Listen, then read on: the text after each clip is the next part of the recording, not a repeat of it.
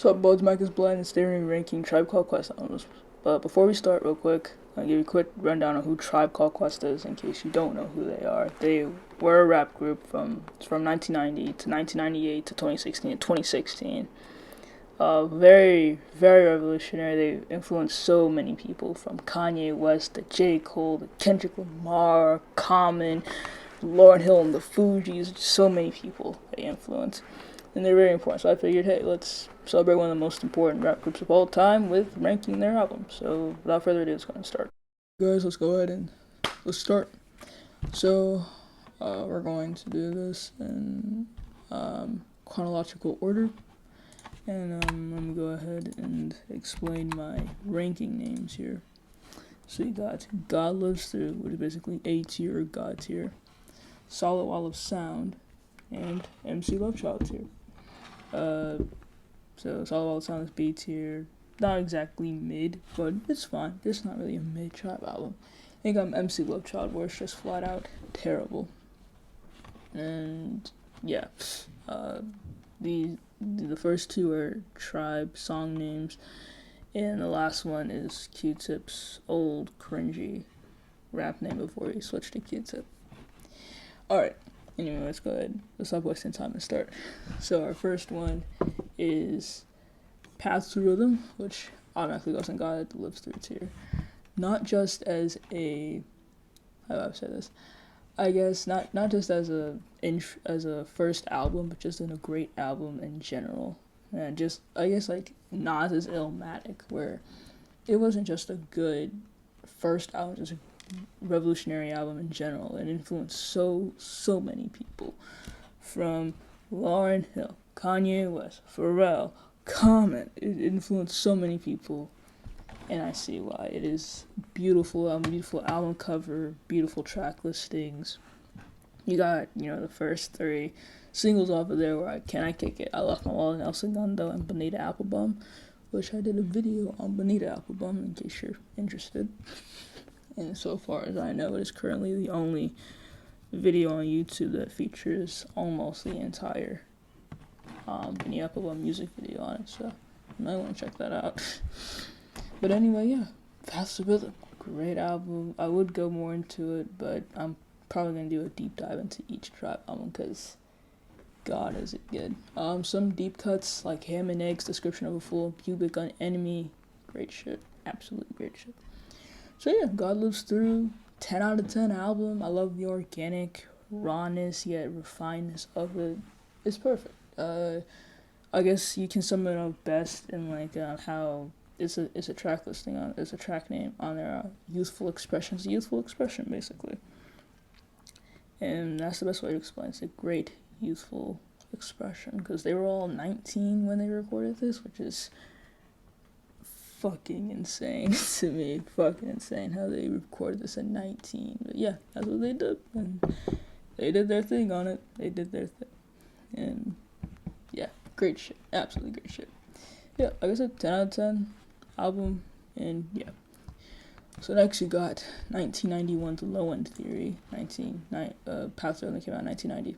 Low End Theory obviously got tier. If you know anything about Tribe, this is probably like the definitive Tribe album. And yes, it is. So the first Tribe album I've ever listened to was Path to Rhythm.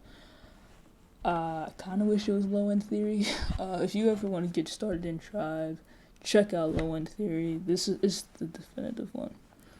Mainly because of Fife's presence on it, because Path to Rhythm doesn't really have a lot of Fife on it. It's a lot of Q-Tip and Shaw on it, but Fife kind of pops in and out, and Joby's on every track introducing the next one. But Fife is actually spitting straight bars on Low End Theory between Bugging Out, Butter, Show Business, Scenario, Sky Pitch. It's great shit. Absolutely great shit. I already mentioned some of my favorite songs are Butter. Great stuff, man. Butter is beautiful song. It's great. He kind of roasted some people. Like he kind of did. Like he roasted Ralph Tresvant, where it was like, I thought that was great. I said, or check Ralph Tresvant for sensitivity, cause I'm not the one. I got my game. The Parker Brothers 5 Dog is on the mic, and I'm smooth like butter. It was great. It's It's a great song. If you haven't listened to it, go ahead and do it. You'll thank me later. And just the entire album in general is just great. And also a scenario on it to end it all. It makes you like kind of listen to the album again. It has Busta Rhymes on it, which basically should have been Busta Rhymes featuring Tribe Called Quest, not Tribe Called Quest featuring Busta Rhymes, because Busta just knocks everyone else off the park. So yeah, 10 out of 10 album. Definite listen. If you haven't listened to any Tribe albums, listen to Low End Theory. You'll thank me later, and then listen to Pass the Little. And yeah, that's it. Yeah, so next is Midnight Marauders, which is another God Lives, another God Tier album. So, I'm pretty sure you're expecting me to put the first three in there, which yeah, they are great. So Midnight Marauders is, the third album from 1993, came out 2 years after Low End Theory. Now people are kind of wondering, how could they top Low End Theory? How were you gonna able to top that? Literally, they kind of did top it, but not extraordinarily, but they didn't really have to. It's a great Tribe album. Once again, love it. More of a Five presence, it's always welcome. You got like on 8 Million Stories, Clap Your Hands, God Lives Through. It also has the part 3 of the Bonita album, Electric Relaxation, which has some pretty good ass lines to it, and I'm not gonna lie, it's really good shit. What else about this one? It has the return of the girl from Low End Theory, which she's officially Bonita album, which I'll explain in a video that I'll make later on. But yes, great. Make good shit. It's very bass heavy. And I kind of like the narrative of it, because like the girl right here, she's actually known as the Midnight Marauder tour guy, and she kind of sounds like an automated voice lady. Yeah, Busta Rhymes on Oh My God. Yeah, great album. Listen to it. Beautiful. Yeah. Alright. So next one is Beats, Rhymes, and Life, right? Yeah, Beats, Rhymes, and Life. And that album is going to go in God tier. So this is kind of where my list gets a little bit controversial. So Beats, Rhymes, and Life is kind of known as when Tribe kind of fell off a little bit. Which I think that is kind of stupid, that people think that this is where Tribe fell off. Tribe never really fell off, you know? They just kind of progressed and became more mature. Like 1996 is when this album came out. And people were being more gritty at the time. You got Tupac, Biggie, Dr. Dre, Ice Cube, Snoop Dogg, Jay-Z, and even people on the East Coast. Nas, I already mentioned him. Public Enemy, I guess. Naughty by Nature. Biggie's on the East Coast too, so they were just kind of like, I guess they're just moving along with the times and just kind of doing what they felt. They wanted to make a gritty album, make a gritty album. It doesn't always have to be positive, Afrocentric. It can be Afrofuturistic like this, and it can be a little more gritty and a little more hard-hitting, which is always welcome. Anything by Tribe is always welcome. It doesn't always have to be bass-heavy, low-end stuff, you know? It can just be... They can do whatever they want, in my opinion. There's no specific Tribe sound. The Tribe sound, to me, is when you have Q-Tip, Fife, and Shaw together on a track. That is what the Tribe sound is. There's no definitive thing. That's just how you define a Tribe album. The Tribe sound, in my opinion. So yeah, it has Jay Dilla on producing. This is one of two Tribe albums he produced, which I think he really did his shit on this one, man. It was so very intricate. It has that Jay Dilla sound, great sampling. I always thought Jay Dilla was like a Q-Tip 2.0, with like his great ways of like being able to chop up samples. It's beautiful. It's great. It also has Consequence on it. Q-Tip's cousin, which people don't like him. I think you guys don't like him because, one, you think that he was trying to replace Fife. Two, he's Q-Tip's cousin and you aren't. And, yeah, I think that's the only reason why you guys hate him. Otherwise, I think he's perfectly fine. He is not a bad rapper, okay? He's fine. I think he's good. So, yeah, that's your album for sure. give it a listen. That's the first tribe album you should listen to. Like I said, to get a better understanding of some low end theory, paths to rhythm, and Midnight Marauders versus then listen to Beats, Rhymes, and Life. Otherwise, I think it's great. You got stuff on, you got different tracks on it, like the Jam, the Pressure. The Pressure's like a really good like tribute to all of their past stuff with sampling a lot of tracks in the beginning of the song, which is really good. But I spent too much time on this album. I gotta make a video on it. Move on to the next one. So next you got the Love Movement, 1998, and it's going to go.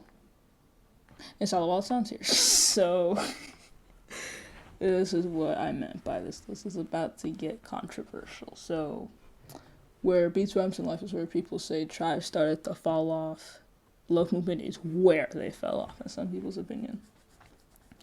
I think that it's fine. It's not as conscious as the first. It's not conscious as the other four, but it's still good. It's in the name, the Love Movement. It's not about love, like, relationships and love and stuff. Okay, fine. It's not corny shit like, I love you, you love it's not corny ass shit. They've never done corny ass love songs. Like, even Bonita Applebum, which was, okay, it kind of set itself up to be a corny love song. Yeah, a love song written by 15-year-olds. It has to be corny, but it's not. So yeah, they just kept going with that. Great songs like Common Ground, Stepping It Up, I think it's called. Has Busta Rhymes on it once again, like he did on Scenario. Just knocks Spike and Q-Tip out the park once again. Yeah. I really like this album. I wish more people would talk about it. I wish more people would not hate on it so much. Now, I get why people don't like it from the album cover. It is kind of bland, but maybe this is just how they felt at the time. Like, you can tell. Paths to Rhythm seemed a lot more funky, a lot more psychedelic, a lot more youthful, like I said. Low-end theory. Mature, a slight matureness, and simplicity, and yeah. Midnight Marauders had a lot of people on the album cover, and they were doing a lot of collaborations at the time. Like, this is a time where Q-Tip found out about J Dilla. And he was also working with Nas on Illmatic, and Shaw was working with different people, Phife was too, and you got Beats, Rhymes, and Life, where they were more gritty here. The Love Movement, I guess they were just bland. They just weren't as creatively driven, and this was just kind of the end. They just felt blank. And yeah, that's the only excuse I came up with the Love Movement album cover. So yeah, it's a nice 7 to 8 of 10 album. Most people give it a -0 out of 10. I'm sorry, -1 out of 10, because that's, yeah. Alright, anyway, enough about that. Let's get to the last one. We Got It From Here, Thank You For Your Service is God tier. So, we never use MC Love Child tier. There's not a single Tribe album that's MC Love Child tier. I only put it there because I wanted to trick you guys and think I was going to put Love Movement there. Gotcha, bitch! But no, Solid Wall of Sound. Anyway, We Got It From Here, Thank You For Your Service was the final Tribe album. It came out 18 years after the Love Movement. So, somebody's entire childhood went by in the time they didn't make anything. Yeah, so this is also the final album with Phife Dawg on it. I guess you could technically count Phife Forever, but I'm not exactly sure the recording time for that. But anyway, this is like the final. But I think this is the final project Phife ever did. And, that's what makes it the final Tribe album, because I think they were planning on doing more stuff. Like, they were supposed to do an album with Outkast, a Tribe Called Quest and Outkast. I'm like, that sounds, oh man, what we missed out on, man. That would have been great, and that would have been absolute. It would have been gold. It would have been a platinum album, should I say? It would have been platinum. Oh, but yeah, anyway, enough about that. Let's talk about the album itself. So this is supposed to be, the completely close the chapter on Tribe. And this also serves as a passing of the baton from them to the new age rappers, since, rappers from their time don't really believe the new generation. I'm not saying not all of them do, but a good majority don't. They think they're always just mumbling now. So that's not true. I mean, there are mumble rappers, and some people like mumble rappers. That's fine. I mean, you guys are acting like you guys did not have trash rappers back then. You remember Will Smith? I'm sorry, but Summertime is his only good song. All his other stuff was just the corny ass shit. It was cornier than when Eazy-E said on Parental Discretion is Advised, he said, "Wing ding dingaling down your throat." That's not really Eazy's fault. Ice Cube wrote that, so Ice Cube, well, come on, man, why? We're getting off topic. Get back to what we got from here. Anyway, Tribe has an understanding that yes, they believe the new generation, not just believe in them, but they actually put it into action by having new rappers on the album. Like Kanye really looked up to Q-Tip, and they worked on a few songs together. Like I think Q-Tip was on a few of Kanye's songs. I would say Kanye might have been on something from Q-Tip's album Renaissance and Come On the Abstract. Maybe. We got Kanye, he's on, we got it from here. Kendrick Lamar, Andre 3000 from Outkast, Anderson .Paak. J. Cole isn't on here, but I think it had something to do with his schedule at the time, but he did make up for it by remixing Can I Kick It for the 30th anniversary for Path to Rhythm, so he ended up, being a part of Tribe history, thankfully. Go listen, please. But yeah, specifically on the song "This Generation," they understood that it's not gonna be the same way it was with us, but that's the thing. If rap never progressed, rap would not be around today. We weren't gonna keep sounding like Sugar Hill Gang with a hip hop. We weren't gonna keep sounding like that. Things had to progress. And, if they were treated the same way that old rappers are treating new rappers now, we wouldn't get half of the people we got. We wouldn't have got Tupac and Biggie, NWA, I'm forgetting some. Tribe themselves, Fugees, Jay-Z, Kanye. We wouldn't get them because if you just don't believe in some people based off of the fact that they aren't what you're used to, then you wouldn't get new sounds and new waves of great new artists. So yeah, I think it's great that they made this album. It's a nice passing of the baton and a nice way to close out the page on Phife as well, with 2 tribute songs to him with Lost Somebody and then The Donald. It's The Donald, that another one of his alter egos is Don Juice, that's why they call it that. And the last thing I said on there is Phife Dawg, and that happens to be the closing track. So the first ever line said on a Tribe song was, "Q-Tip is my title. I don't think that is vital for me to be your idol, but dig this recital." And the final one was Phife Dawg. So you start with Q-Tip, you end with Phife Dawg. I think that is a beautiful way to end it. I don't know. This is the first album that almost made me shed a tear. Just because, man, Phife is gone. Just, nah. But at least he's, I think they said, Lost Somebody said, "No more crying, no more pain" for him. And that's good. So yeah, let's just be happy he was here and not be sad that he's not here anymore. So yeah. Anyway, this is my full Tribe ranking. If yours is different, cool. If you have a different opinion, that's fine. We all have different ones. You might put Path to Rhythm and MC Love Child here, which is kind of interesting, but whatever. Alright, yeah. So, thanks for watching this video. I hope you guys enjoy this Tribe ranking. If you want me to do more Tribe videos. I would like to do some album breakdowns, especially on Beats, Rhymes, and Life. Oh yeah, that's it. Thanks for watching. Have a good day. Mac out.